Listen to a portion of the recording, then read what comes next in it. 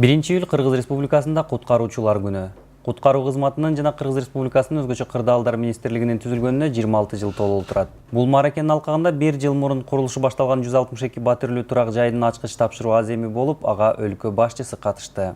Урматтуу бекендештер, урматтуу өзгөчө кырдаалдар министрлигинин кызматкерлери, урматтуу ошо кызматкерлердин аркасында тоодой болуп турган үй бүлөлөрү, үмүт берген, жашоосун таттуу кылган балакайлары.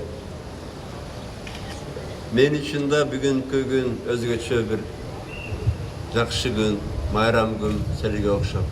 Урматтуу өзгөчө кырдаал министрлигинин кызматкерлери, сиздерге чоң рахмат. Чоң рахмат. Кээ бирде көрүп атасыңар.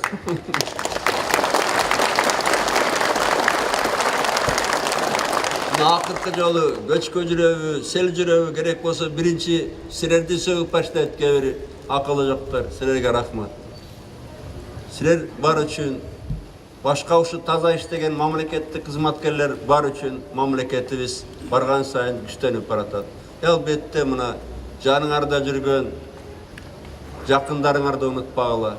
Булар болбосо, аскерлер айткандай, тыл бекен болбосо бирдемеге жетиш да кыйын болот. Ошо апаңарды, атаңарды унутпагыла, балдарыңарды дайыма ойлоп жүргүлө. Албетте өмүрлүү жарларыңарды дагы, аялыңар болобу, күйөөңөр болобу, мындай сактагыла да. Адамдар бирөө-бирөөнү сакташ керек.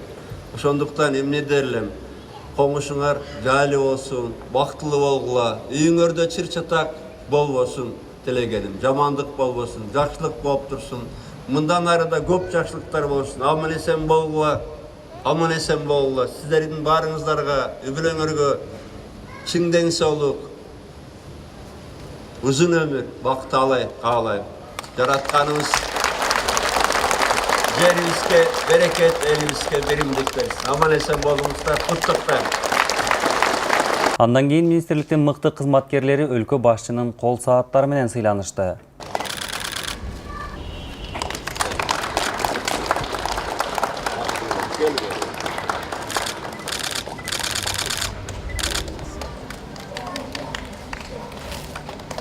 Атамекенime кызмат кыл.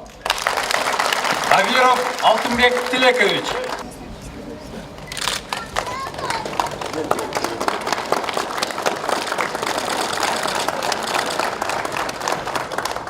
Бекенime кызмат кылам.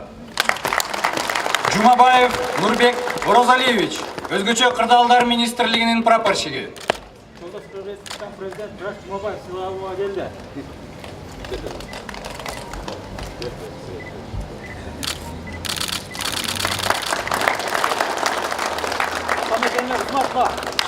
Картаңбек уулу Чыңгыз, өзгөчө кырдаалдар министрлигинин катардагы өрт өчүрүүчүсү.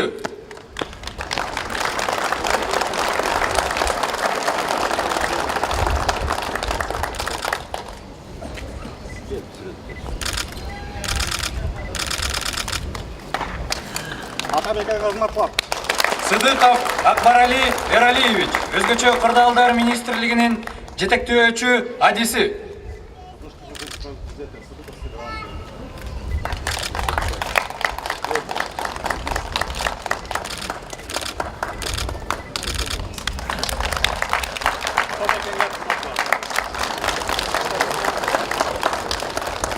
Турак жайлардын ачкычтарын алууга төмөнкү кызматкерлер чакырылат. Асанов Алмаз Аскерович, өзгөчө кырдаалдар министрлигинин Конуштуу болгон кызматкерлердин кубанычында чек жок. Ал эми президент алардын үй бүлөлөрү менен эстеликке сүрөткө түштү.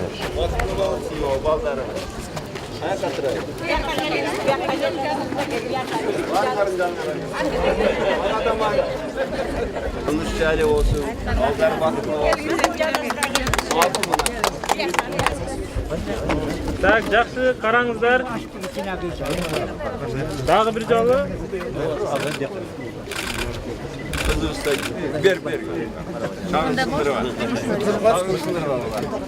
Караңыздар анда дагы бир жолу. Алдыңыз мени вообще.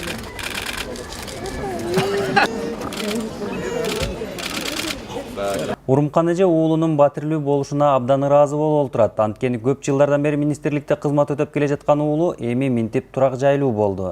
Тайпаңда ышкырып, чуркап, жумушты кылып, айтканды так аткарып эле жүрөбүзчү. Анан ошол тактыгы менен Алла Таала өзүнө шүбө кылып, университетти бүттү. Аны бүткөндөн кийин Жумгалар районуна чайекке гон начальник болуп иштеди. Андан Баткенге которулду. Баткенде 2 жыл иштеп келип, Белоутскө 2 жыл иштеди. Анан Москвага барып 5 жыл 2 жылдык академияга кетип, академиядан аспирантураны бүтүп, кандидатурасын жактап анан келди. Үйү жакшы, Кудай кут кылсын. Ушуну берген президентибизге, эл журтубузга баарына ыраазычылык билдирем. 26 жыл ичинде жетишкен ийгиликтер менен бирге министрликте бир нече көп кабаттуу үйлөр курулуп, кызматкерлер турак жай менен камсыздалып келет.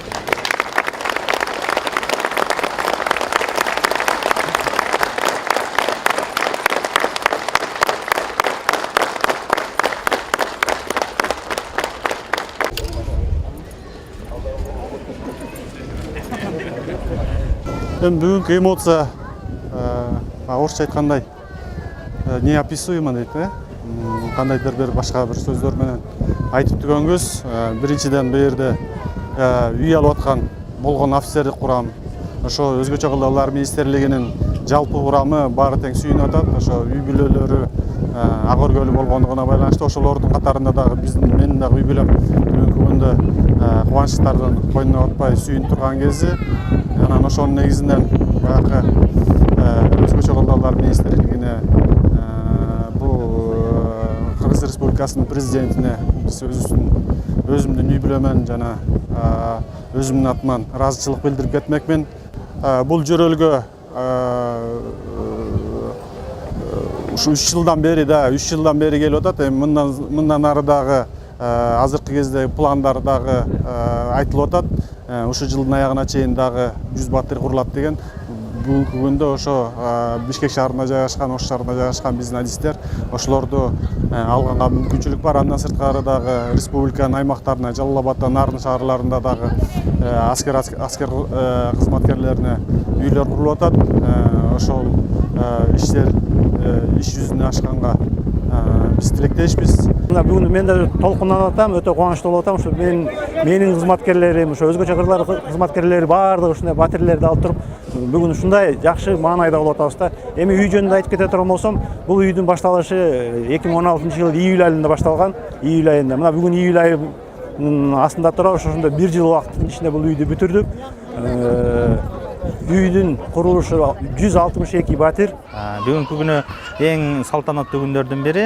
Мага, менин үй бүлөмө себеп дегенде биздин министр айткандай да 3 жылдан бери адат болуп, ар бир министрлик майрам 1-июль куткаруучулардын күнүн өткөргөндө үй алып атабыз.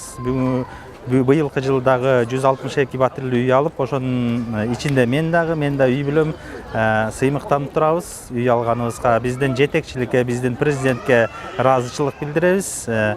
Мындан кийин дагы көп үйлөр ушундай биздин коллегалар ак өргөлүү болушсун. Баарын куттуктайм келе жаткан майрам менен. Батир алган менин коллегаларымды дагы чын жүрөктөн куттуктайм. Мен ошол өлкө башкы мамлекеттик кызматында 20 жылдан бери кызмат кылам. 20 жылдан бери ошол сокулуктан шаарга келип, күндө келип кетип иштеп жүргөнмүн. Мына бүгүн Кудай буйруп 2 комнаталуу батирге болуп турабыз. Албетте ошол биздин мамлекет башында турган жетекчилерибизге, өздүн министрлигибизге, өзүмдүн атыман, үй бүлөмдүн атынан терең ыраазычылык билдирем. Ушундай биздин жашоо шартыбызды жакшылап, жакшыртып, ушу бизге батирлерди берген үчүн. Күн түн дебей, биз дайыма күчү менен даярдыкта турабыз. Кандай убакыт, кандай гана өрт болбосун, биз келип ошол өрттө негизги биздин жумушубуз материалдык, техникалык камсыздоо жагы болгондуктан күйүүчү майлар менен, керектелүүчү ошол күчү менен даярдыкта турган автоунаа техникалар менен камсыздоо көрүү милдети биздин мойнубузда турат.